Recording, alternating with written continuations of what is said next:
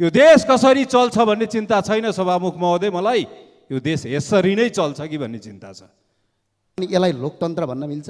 यो त दासतन्त्र हो। यो सिर्फ नेतातन्त्र हो, त्यो पनि शीर्षस्थ नेतातन्त्र हो। यो बिचरा सेकेन्ड दोस्रो दर्जाका तेस्रो दर्जाका भनेर छुट्याइन्छ नेताहरूलाई पनि। आज जनताबाट निर्वाचनमा भोट ल्याएर काम छैन। दलको नेताले आँखा झिमिक्क गर्यो भने झिमिक्क गर्नु पर्यो। आज काठमाडौँ महानगरपालिकाको हालत त्यही भइरहेको छ सम्माननीय सभामुख महोदय। काठमाडौँ महानगरपालिका हाम्रो देशको महानगरपालिका मध्ये सबभन्दा एउटा ठुलो नगर महानगरपालिका भित्र पर्छ। आज काठमाडौँ महानगरपालिकाका मेयर बालेन्द्र शाहले स्वतन्त्र चुनाव जितेकै कारणले उनलाई कसरी असफल बनाउने, उनीहरूलाई कसरी अप्ठ्यारो पार्ने। कवि भन्नुहुन्छ युद्ध त आफैमा एक ठुलो समस्या हो, युद्धले के समस्याहरूको समाधान गर्छ र? क्षेत्रीय शान्तिका लागि, क्षेत्रीय समृद्धिका लागि मित्र राष्ट्र भारत र पाकिस्तानले पुर्याएको संयमप्रति म आभार व्यक्त गर्न चाहन्छु।